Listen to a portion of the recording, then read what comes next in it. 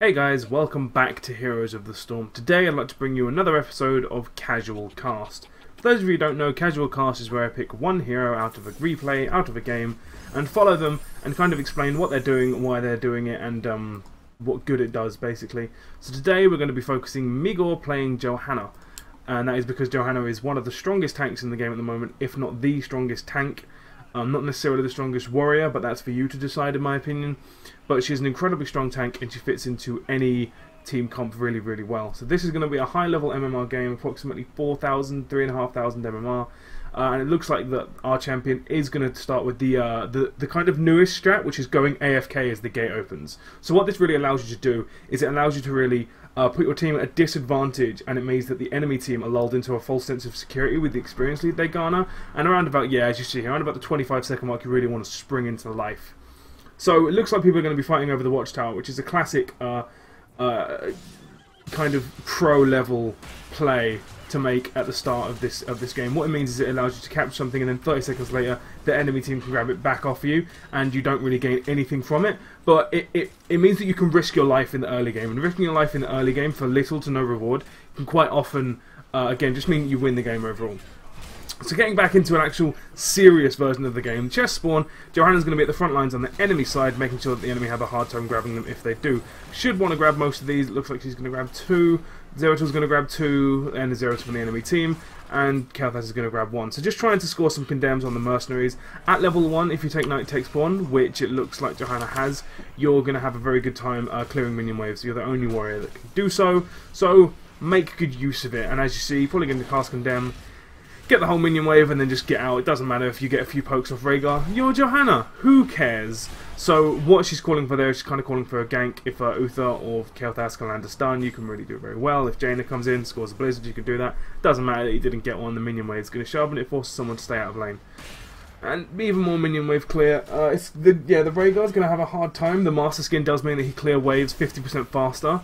But it's just going to be overall quite difficult for him to deal with Johanna in lane. Of course, Johanna can just go under towers, pop shield, and get free damage off. And when the minions come in afterwards, they take aggro of the towers, so it's going to be even more difficult for Rhaegar to get rid of this Johanna.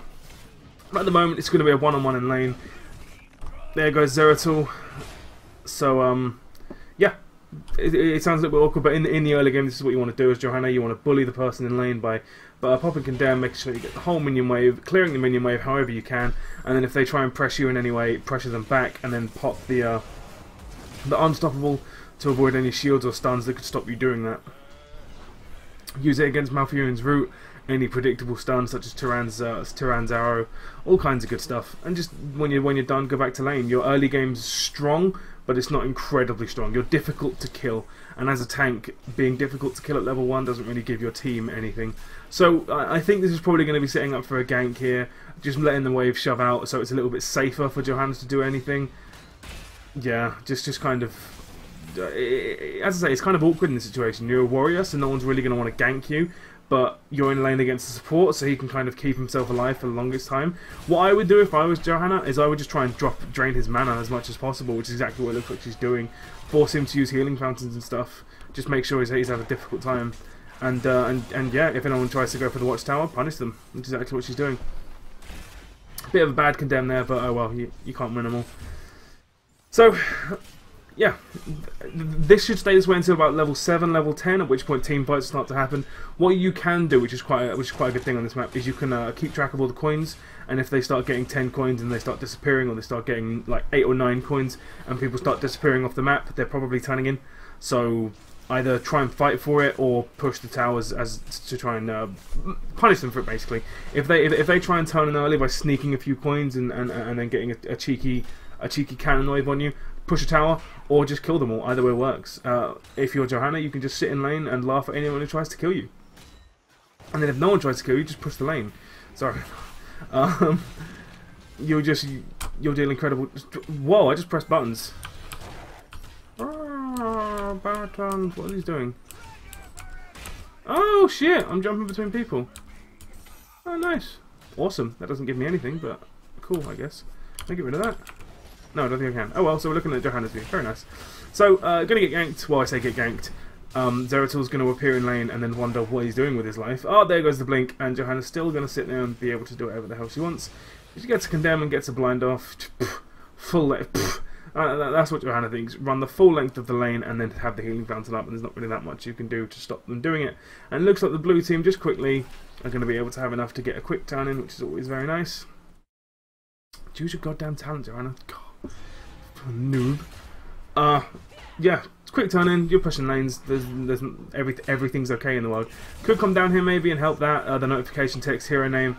That means it is the best kill when it doesn't actually say what happened and who died. It just says notification text hero name. What is going on in this game? This is ridiculous. Why are they not stopping Johanna? So as the enemy team now, they need to be like, okay, we're going to lose a fort here. Let's go and kill Johanna. They have level 7, so Johanna's strong, but she's not unkillable. And here comes a Nubarak. Oh, this is going to be the slowest fight ever. Let's do it. Yeah, come on now. Everyone deal less than 1% HP with each auto attack. Zeratil's coming in. It's going to make this fight a little bit more interesting. Abatha's jumping on, so it's now 3-on-1. Kael'thas is like, let's do this. There's a stun. It's going to be a good turn, especially if he can land a money flame strike. Jane is coming in afterwards. There goes the flame strike. Uther's just turning up just for fun. Stun on a Nubarak. Johanna's in the back like, I'm the warrior. I should probably be at the front lines. Condemned because you still have to clear those minions. And game over. Sorry, I hate to say game over at this stage in the game, and it's not game over by any means, but for this stage in the game, you've given up 3 kills, they have their ults, you have nothing, they have a minion wave shoving you, you have nothing, you're 2 forts down, you have nothing. It's just like, oh, okay, you just have to kind of sit back and pray. This map, you can really start to just snowball out of control in it. It's one of those maps, really.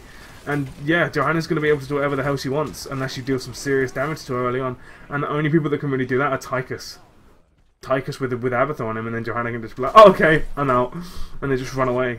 There's not really much Tychus can do to stop her doing that. Again, you're level 11, clear the minions, class condemn, it's pretty easy.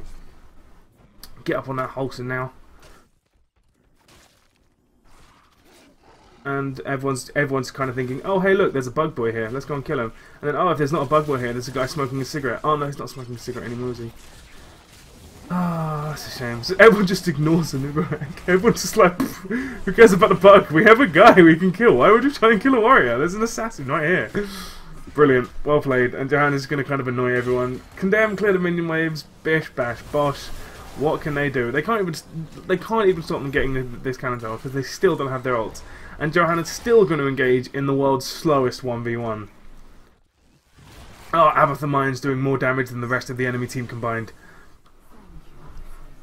And another turn in because 5 and 7 does in fact equal 12. It's going to be another round of cannons. What's going to happen? Oh, the bottom fort's going to be able to soak a lot of it, but that's it's alright, guys. We're only going to lose a fort, not a keep. It's fine.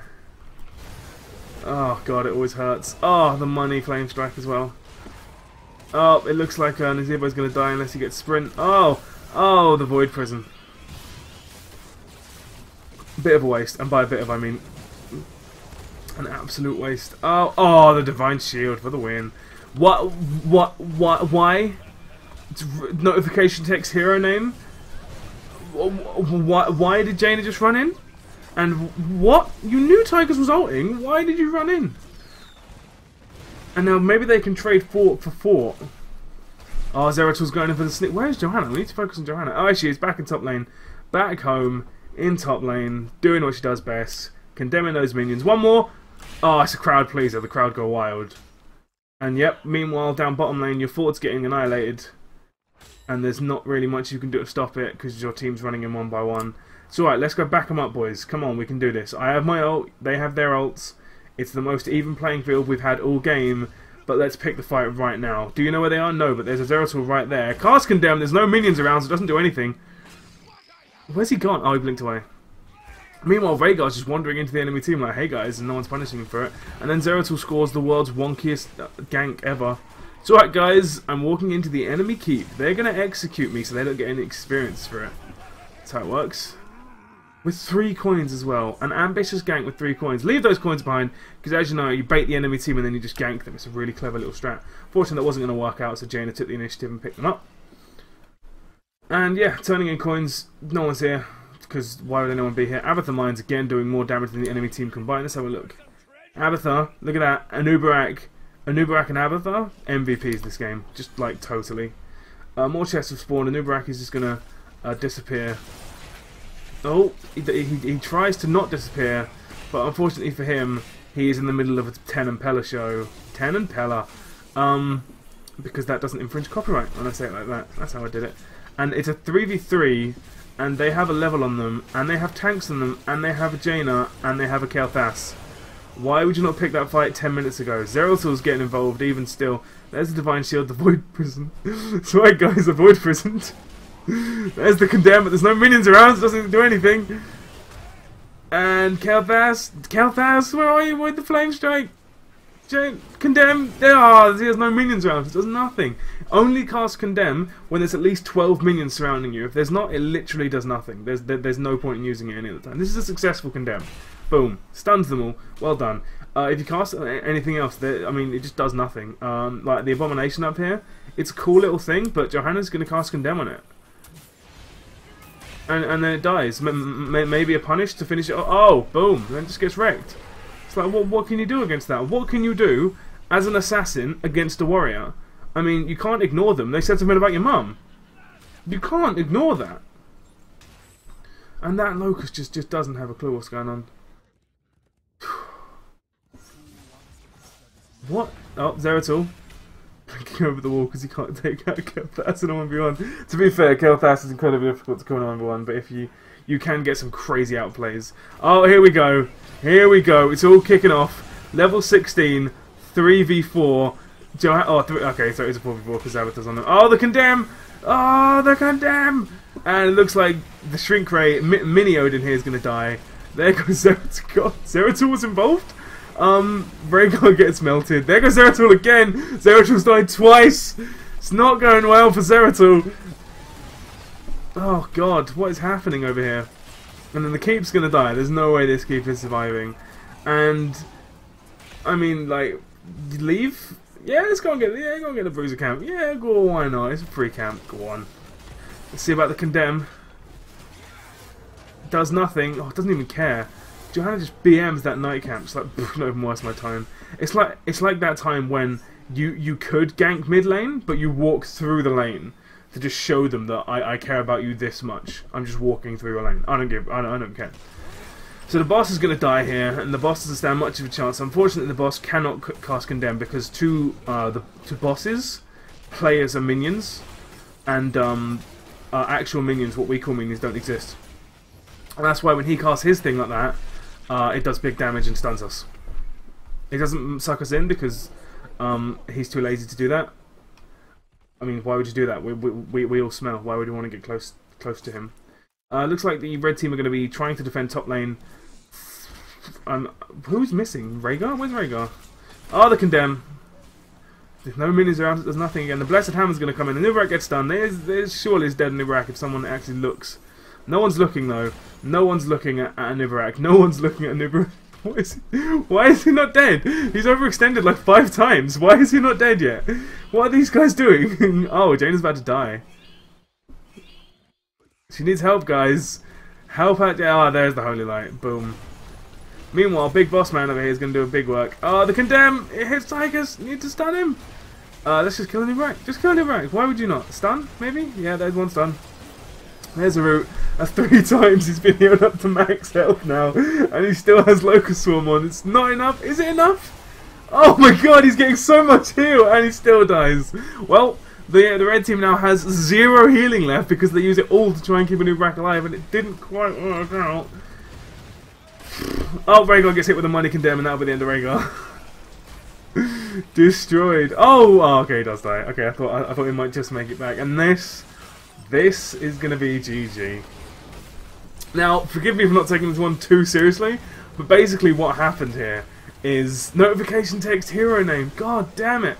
What basically happened here is the red team got annihilated. Johanna just played incredibly well and just landed those condemns, and the red team just couldn't deal with it. And Nubarak just couldn't get the sweet engages. And without the sweet engages, Zeratul can't really do that much, and Abathur can't really do that much. And no one can really do that much. And Jaina Kel'Thas is just so difficult to beat if you can't clean engage on them. Oh, it sucks so much. So this has been Casual Cast. I say Casual Cast. This hasn't been a Casual Cast, but I apologise for that. But I've been Mr. G, and I'll see you next time.